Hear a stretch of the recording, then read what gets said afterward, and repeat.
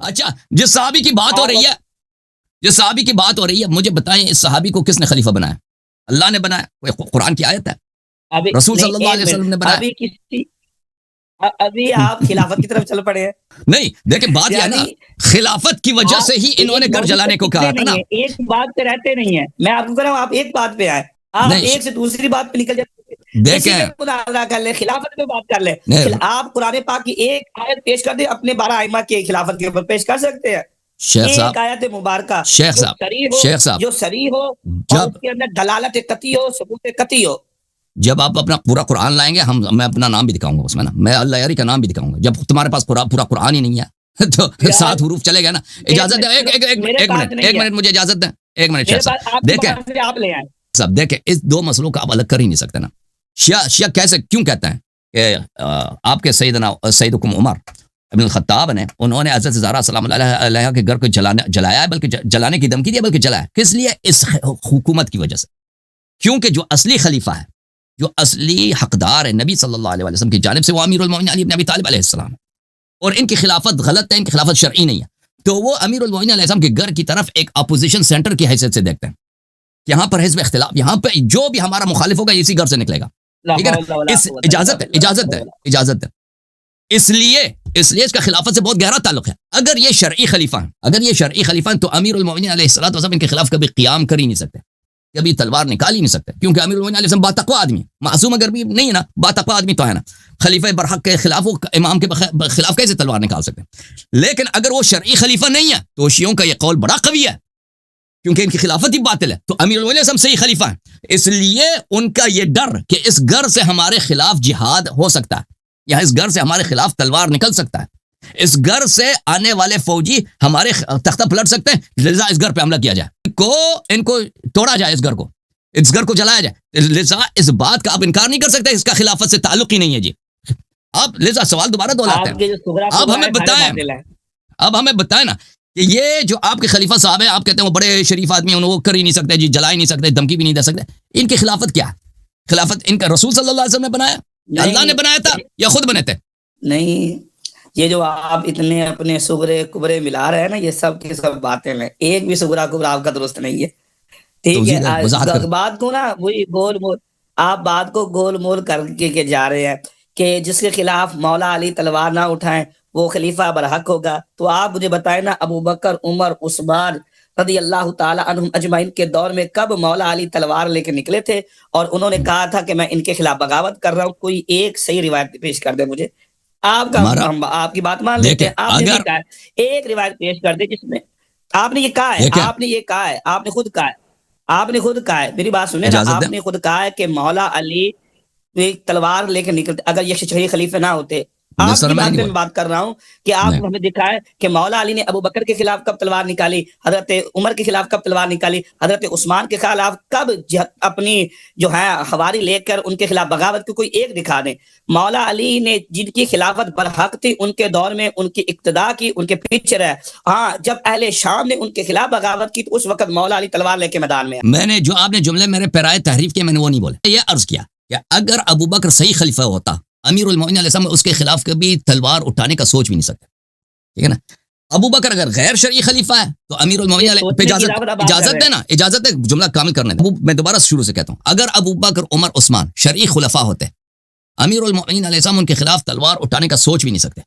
لیکن اگر وہ غیر شرعی خلیفہ ہیں، اگر ان کے پاس طاقت ہو، سپورٹر ہو، تو پھر تلوار اٹھانا ان پہ واجب ہے. اگر طاقت نہیں ہے، حامی نہیں ہے، تو پھر تلوار اٹھانا ان پہ لازم نہیں. سمجھے؟ ان دو باتوں میں بڑا فرق ہے. اگر انہوں نے تلوار نہیں اٹھایا ہے تو اس کی وجہ یہ نہیں کہ وہ شرعی خلیفت ہے، اس کی وجہ یہ ہے کہ لوگوں نے غداری کی، جیسے ہارون علیہ السلام کا ساتھ لوگوں نے نہیں دیا نا سامری کے خلاف، تاکہ ہارون جہاد کرے، سامری کو قتل کرے. اسی طرح اس امت میں بھی یہ داستان تکرار ہوئی ہے. صحابہ نے ایک سیاسی خلیفے کی حمایت کی ہے جس کی خلافت اللہ رسول صلی اللہ علیہ وسلم کی جانب سے نہیں تھی، اور صحابہ نے اس خلیفے کی، اس جانشین کی، اس امام کی جس کی امامت اللہ اور رسول صلی اللہ علیہ وسلم کی جانب سے تھی، اس کا جانب چھوڑ دیا تھا. تو امیر المومنین علیہ السلام کا تلوار نہ اٹھانا ابو بکر کی شریعت کو ثابت نہیں کرتا، کیونکہ حضرت ہارون نے بھی سامری کے خلاف تلوار نہیں اٹھایا، سامری صحیح خلیفہ بنا. اگر آپ ابو بکر صاحب کی خلافت، عمر، عثمان کی خلافت کو شرعی ثابت کرنا چاہتے ہیں تو حدیث دکھائیں، قرآن کی آیت دکھائیں کہ اللہ یا رسول صلی اللہ علیہ وسلم نے ان کو خلیفہ بنایا. نہیں بنایا ہے تو خلافت ہی باطل ہے.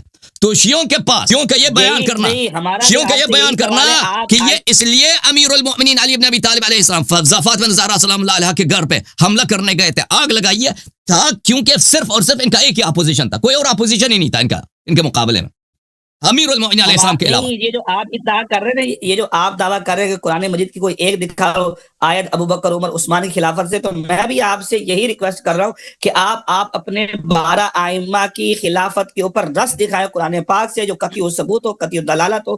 بسم اللہ کریں, پیش کریں آیت مبارکہ. اچھا, پہلی بات یہ ہے, میرے بھائی یہ الگ مسئلہ ہے. اگر آپ اس مسئلے پہ گفتگو کرنا چاہتے ہیں, پہلی بات یہ, جیسے میں نے کہا تھا آپ کی خدمت میں کہ میں اپنا نام دکھاؤں گا, کیونکہ دیکھیں ایک بات ہاتھی کے دانت دکھانے کے اور ہوتے ہیں, کھانے کے اور ہوتے ہیں.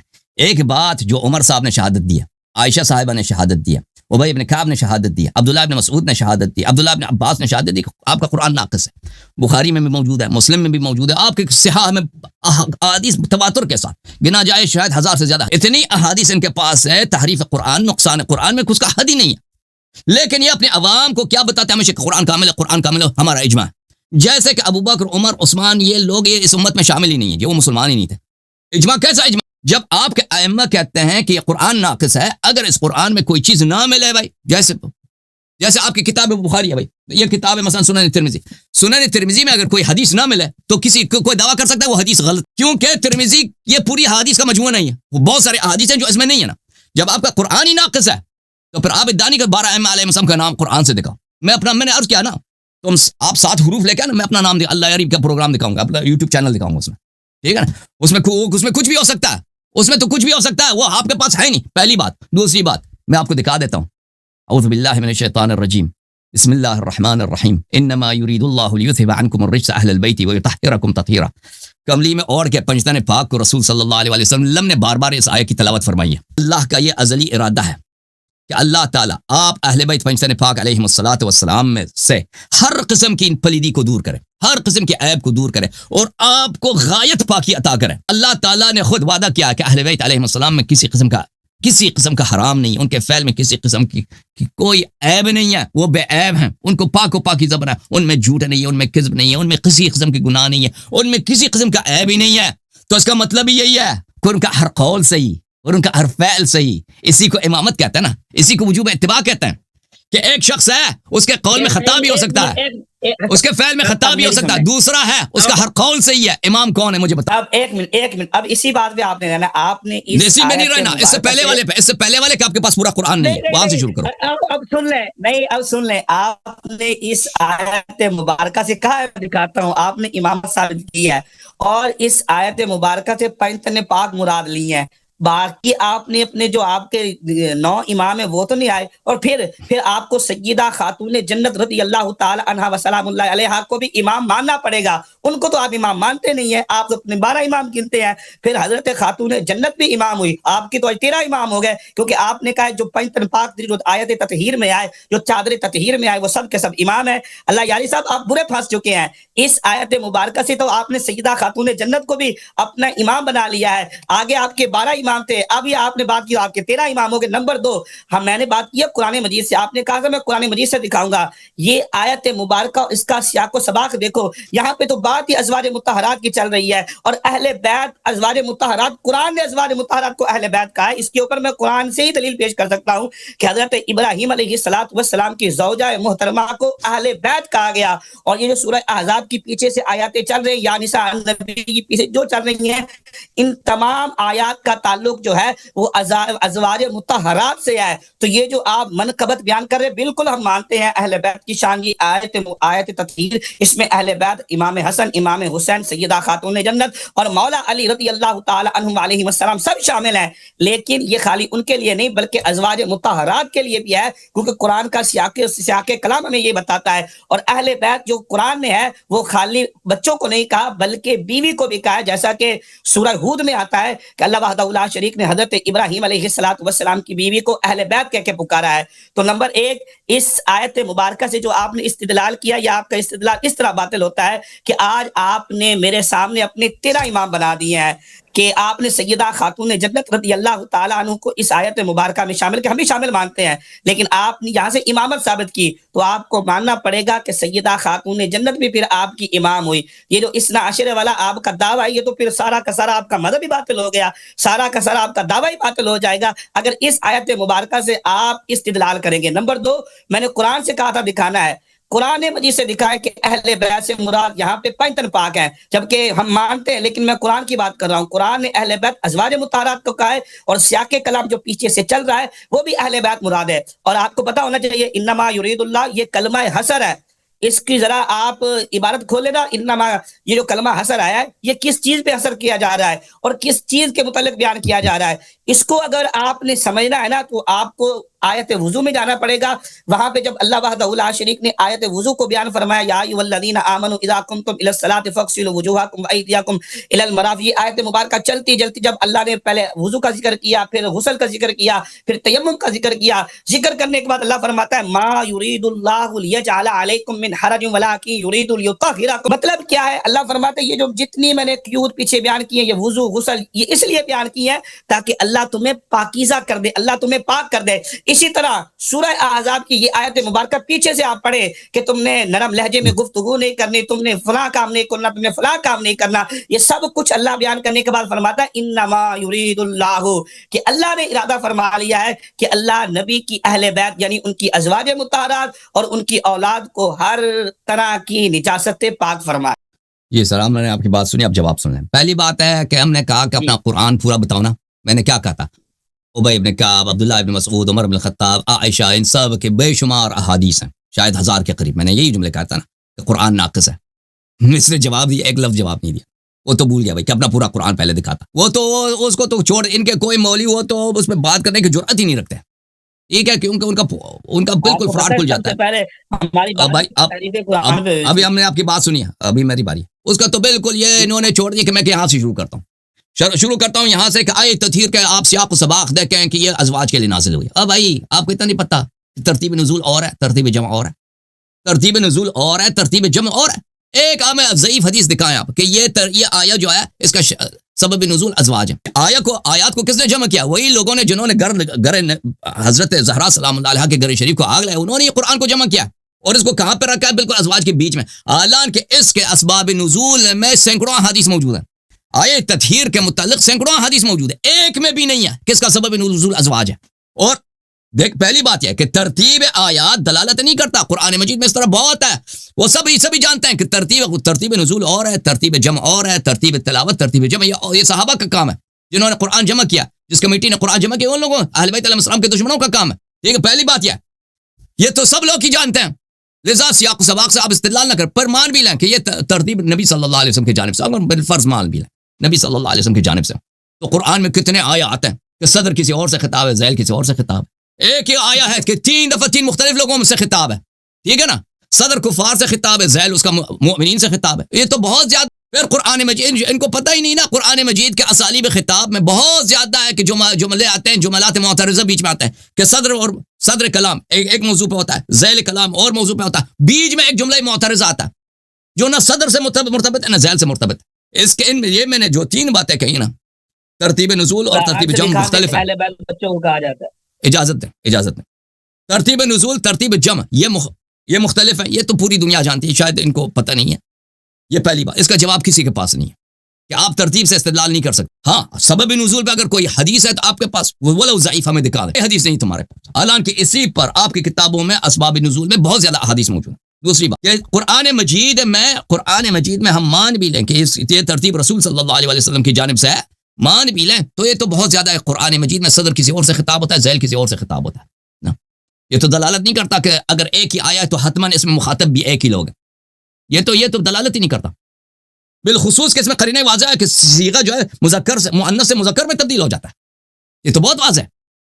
پھر ملاحظہ کریں کہ یہاں پر جملہ معترضہ تو قرآن میں بہت زیادہ ہے کہ صدر کسی موضوع پہ ہوتا ہے اور ذیل بھی اسی موضوع پہ ہوتا ہے جو صدر پہ ہے، لیکن بیچ میں ایک جملہ اجنبی، بالکل اجنبی ایک جملہ آ جاتا ہے، اس کو کہتے ہیں جملہ الاعتراف فی الکلام، جملہ معترضہ اردو میں بھی کہتے ہیں، وہ تو بہت ہے قرآن مجید، اس کا جواب ان کے پاس کسی کے پاس نہیں، پہلی بات۔ دوسری بات، آپ نے کہا کہ اس میں تو پنجتن پاک شامل ہیں، 12 امام کہاں سے آ گئے؟ اس زمانے میں بقیہ ائمہ طاہرین علیہ السلام پیدا نہیں ہوئے تھے، اگر پیدا ہوتے نبی صلی اللہ علیہ وسلم کو بھی کملی کے نیچے لاتے.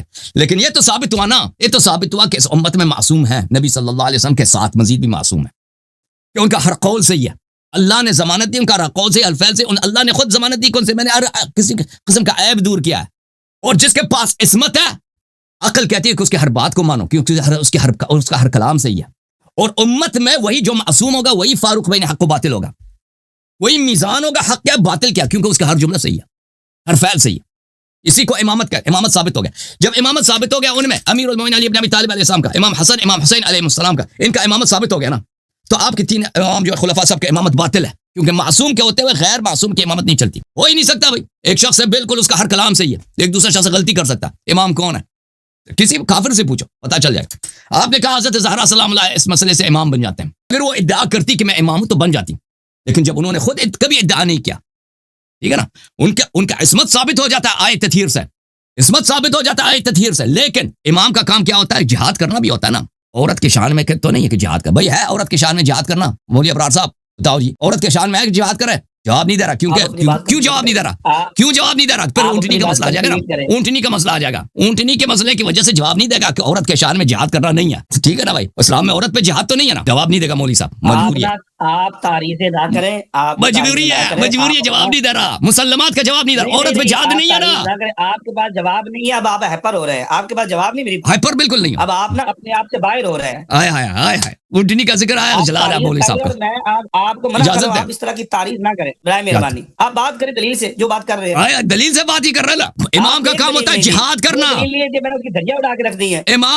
امام کا کام ہے جہاد کرنا, امام کا کام ہے تلوار اٹھا کے دشمن کا سر قلم کرنا. یہی تو ہمارا اعتراض ہے.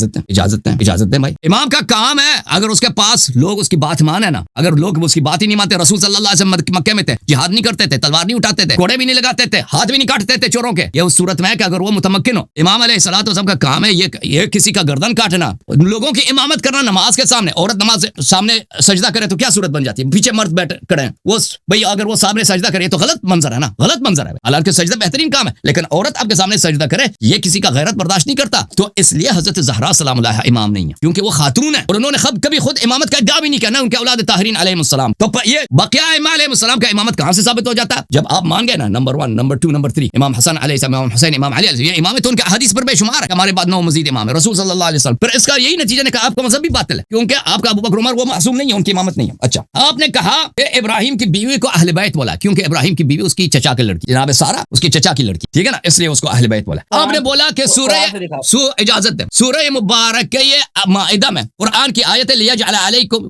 ما یرید اللہ لیجعل علیکم من حرج ولکن یرید لیطہرکم ولیتم نعمته علیکم, کہ اللہ چاہتا ہے کہ آپ پاک ہوں. یہ شیخ صاحب, مفتی صاحب زمین اور آسمان میں فرق نہیں کر سکتے. ایک ہے آیا تیمم کے لیے, ایک ہے آیا جنابت کے لیے, ایک آیا ہے وضو کی آیت ہے, اس میں جو طہارت کی بات ہو رہی ہے وہ طہارت استنجا اور وضو کی بات ہو رہی ہے, پانی سے آپ طہارت کر لیں تاکہ نماز پڑھ سکیں. ایک طہارت ہے آیت تطہیر کی طہارت.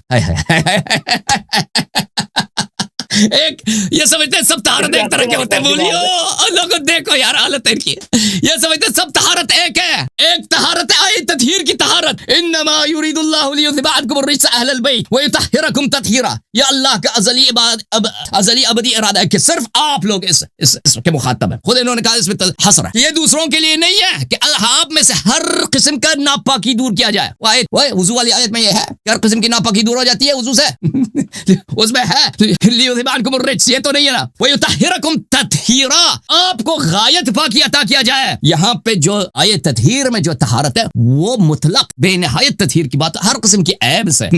آیے وضو میں جو طہارت ہے وہ پانی والی طہارت ہے, وہ گناہگار بھی وضو بنا دینا اس کی طہارت ہو جاتی ہے, وہ وضو بن جاتا ہے. ان دونوں میں زمین آسمان کا فرق ہے. مولوی صاحب تو اب پتہ یہ چلا, مولوی صاحب اجازت ہے میں آخری جملہ بولنے دیں, آخری جملہ پھر آپ بولیں. بات اس پہ ہو رہی تھی کہ ہم نے ان سے ڈیمانڈ کیا تھا نا, آپ کے خلفاء صاحب حضرات جو ہیں, جو کہ آپ سیدنا کہتے ہیں, سیدنا فلان خلیفہ بنے تھے. جی ہاں خلیفہ بنے تھے, یہ شرعی خلیفہ سے بنے تھے نا, ہاں یہ شرعی طریقے سے بنے تھے یا سیاست کی زور سے بنے تھے؟ یعنی انتخابات کہتے ہیں ریگنگ کیا نا، ریگنگ کرنے کی وجہ سے یہ بناوٹی خلیفت ہے۔ اگر یہ صحیح خلیفت ہے تو قرآن کی آیت دکھاؤ یا حدیث رسول صلی اللہ علیہ وسلم دکھاؤ۔ انہوں نے کہا نہیں، آپ اپنے ائمہ کی آیت دکھا دیں۔ ہم نے آیت دکھا دی بھائی، یہ مانتے ہیں نہیں مانتے، دنیا سمجھ گئی کہ ہم نے کیا بولا۔ اب ان کی باری ہے نا کہ اپنے 1 2 3 کے لیے 1 2 3 کے لیے کوئی آیت دکھاؤ، کوئی روایت پڑھو بھائی۔ اگر نہیں ہے 1 2 3 تو ان کی خلافت باطل ہے جی، آپ کا مذہب بھی بات نہیں ہے نا ابرار صاحب، نہ آیت نہ روایت۔ اگر خلافت باطل ہے تو باطل ظالم خلیفہ اہل بیت علیہ السلام کا گھر جلا سکتا، وہ اگر جلا دے نا ظالم خلیفہ گھر جلا دے، اس میں کون سی تعجب ہے؟ مطلب آپ کی ساری گفتگو سے یہی ثابت ہو رہا ہے کہ آپ صغرے کبرے ملا کے اس بات کو ثابت کرنا چاہتے ہیں، وگرنہ آپ کے اندر اتنی علمی جرت نہیں ہے کہ آپ اس مسئلے پہ گفتگو کر سکتے۔ تو یہ باتیں جب اس کا رد کریں، آپ کا علم تو سمندر ہے، ہم تو قطرہ ہیں بھائی، ہم تو قطرہ ہیں، آپ سمندر ہیں، آپ رد کریں نا۔ تعریف قرآن کا موضوع آ گیا، پھر کوئی اور موضوع لے آئے، پھر کوئی اور موضوع، 35 موضوع آپ نے مجھے یہاں پہ گنا دیے۔ یہی تو آپ کا مسئلہ ہے، ایک بات پہ آپ ٹکتے ہی نہیں ہیں۔ آپ کی دلیل کو میرے جیسے ہی دلیل کو اڑایا تو آپ کبھی شائیں نکلتے ہیں، کبھی بائیں نکلتے ہیں۔ ابھی میری بات سنیں، موضوع کی تعین کر لیں، تاریخ کی تعین کر لیں، اور انشاءاللہ تعالی ہم تاریخ کو ڈیٹیل کے ساتھ گفتگو کریں گے اسی موضوع کے اوپر، جو موضوع آپ کہتے ہیں۔ چلے جی 1 2 3 کی روایت آپ مجھ سے کہتے ہیں کہ موضوع تعین کریں، ہم چاہتے ہیں آپ 1 2 3 کی خلافت پہ کوئی حدیث یا کوئی آیت دکھا دیں۔ آپ کہتے ہیں نا آپ کا سید ہے ابو بکر، آپ کا سید ہے عمر، آپ کا مولا ہے عثمان، آپ کے یہ 2 3 سید اور مولا جو ہیں خلیفہ نمبر 1 2 3، ان کی خلافت اگر شرعیہ، ان کی خلافت کی کوئی آیت دکھائیں، کوئی روایت دکھائیں۔ نہیں ہے تو یہ مذہب اپنا بند کریں، مذہب بند کریں، شیعہ ہو جائیں۔ طنز نہ کریں، دیکھیں طنز نہ کریں، 1 2 3 کی بات نہ کریں۔ ہمارا 1 بھی مولانا ہے، 2 بھی سید ہے، 3 بھی سید ہے، 4 بھی سید ہے ہمارا، ٹھیک ہے۔ وہ 4 کا مانتے ہیں، 4 کا 1 مانتے ہیں، علی دا پہلا نمبر، علی دا پہلا نمبر، 4 کا نمبر 1 ہے، 4 بھی ہماری جان ہے، 2 بھی 3 بھی 1 بھی، یہ سب ہماری جان ہے، یہ ہمارے، یہ آپ چلے جی اپنی جان کے لیے ہم چاہتے ہیں، اپنی جان کے لیے ان کی خلافت کے لیے کوئی آیا روایت دکھائیں، نہیں ہے تو دکان بند کریں، سپر مارکیٹ بند۔ ایک منٹ، خلافت میں بات ہو جائے گی، لیکن ایک منٹ آپ دیکھ لیں کتنی آپ نے تیزی دکھائی کہ اس موضوع سے فرار ہو کہ آپ خلافت کے موضوع پہ آپ کے رکے ہیں۔ آپ نے خود کہا موضوع تعین کریں، شیخ صاحب آپ نے خود 2 3 دفعہ کہا ہے، کئی دفعہ کہا آپ مجھ سے کیوں گفتگو کر رہے ہیں، آپ منازع کا وقت تعین کریں، موضوع تعین کریں، تو آپ نے مجھ سے طلب کیا نا، تو میں نے کہا کون سا جرم کیا بھائی، یہ جرم ہے بھائی، ہم نے کہا ان کی خلافت کی کوئی دلیل دے نا، شرعی ہے، شرعی ہے، غیر قانونی ہے، شرعی خلافت ان کی شرعی ہے، غیر قانونی ہے، کوئی دلیل مانگے نا، اسلام کا قانون، اسلام کا قانون کیا قرآن سنت ہے۔ موضوع کیا ہوگا، خلافت و امامت۔ موضوع یہی ہے کہ آپ ابو بکر عمر عثمان کی خلافت پہ آیا روایت دکھائیں گے، میں نے یہ ادا کیا ہے، یہ ہے نہیں بھائی، اور شیخ صاحب میں آپ کے لیے آسان کر رہا ہوں، ابھی اعتراف کر لو کہ نہیں ہے بھائی، کہ نہیں ہے بھائی، صاحب کو پتا ہے، مجھے بھی پتا ہے کہ کچھ بھی نہیں، آپ کو بھی پتا ہے کہ نہیں ہے، مجھے بھی پتا ہے کہ نہیں ہے، خلافت پہ آیا روایت نہیں ہے تو بات ختم ہے جی۔ بات سنیں، آپ یہ چاہتے ہیں کہ شیخین کی خلافت کے اوپر میں آپ کو احادیث دکھاؤں؟ نمبر 3 تینوں کے خلافت 1 2 3 ان کی خلافت کی شریعت کہاں سے آگے؟ ابو بکر سے شروع کرتا ہے، پھر عمر، پھر عثمان۔ ہمارا دیکھیں، ہمارا عقیدہ ہے کہ ان کے خلافت غیر قانونی، غیر شرعیہ۔ دیکھیں ہمارا عقیدہ یہ ہے نا، جیسے ضیاء الحق صاحب بھٹو صاحب ایک منتخب پرائم منسٹر تھے، ان کی حکومت قانونی، مثال دیتا ہوں نا، دیکھیں عوام کو یہ لوگ مثال کے بھی قابل نہیں، ان کو چھوڑیں۔ وہ لوگ عوام دیکھتا ہے نا، ان کو جب بچے دیکھتے ہیں نا سمجھ آ جائے کہاں جمہوریت جیسی لعنت اور کہاں خلافت۔ چلیں گولی مارے بھٹو صاحب، ان کو نہیں بولتے۔ دیکھیں ہمارا یہ عقیدہ ہے، ہم شیعوں کا عقیدہ ہے کہ ان کی خلافت ابو بکر صاحب کی، عمر صاحب کی، ہم ان کو صاحب بولتے ہیں آپ کی وجہ سے، کیونکہ آپ ان کا احترام کرتے ہیں، ہم چاہتے ہیں آپ ناراض نہ ہوں، اللہ آپ جانتے ہیں کہ ہم ان کو صاحب نہیں کہتے ان لوگوں کو، آپ کی محبت میں ہم ان کو کہتے ہیں، کیونکہ ہم آپ کو بھائی سمجھتے ہیں، آپ سے پیار کرتے ہیں۔ ان کی خلافت غیر شرعیہ، آپ کہتے ہیں شرعیہ، اور شرعیہ تو کون شریعت کس چیز کا نام ہے؟ قرآن و سنت کا نام ہے نا، کوئی قرآن سنت سے کچھ دکھاؤ نا، قرآن سنت سے کوئی دلیل دکھاؤ جی، یہ کٹ گئے جی، فریز ہو گیا جی۔ میں نے کہا تھا نا کہ قرآن سنت سے کوئی دلیل ہی نہیں ہے، کچھ بھی نہیں ہے، تو نازک وقت پہ ان کا انٹرنیٹ کٹ جاتا ہے۔ واہ جی واہ، مولوی صاحب آپ کے انٹرنیٹ کو کون سی نظر لگ گئی؟ چلیں جی ابرار بھائی کہاں گئے بھائی؟ یہ غضنفر بھائی کو لینا ہے اور اس کے ساتھ کوئی کجانی ہے، ان کو کچھ سیکنڈ دیتے ہیں، شاید یہ ریکنیکٹ ہو جائے نا، اس کو کچھ اگر وہ آ گیا تو اس کو پھر لے لیں گے نا۔ اچھی بات ہے، اچھی بات ہے۔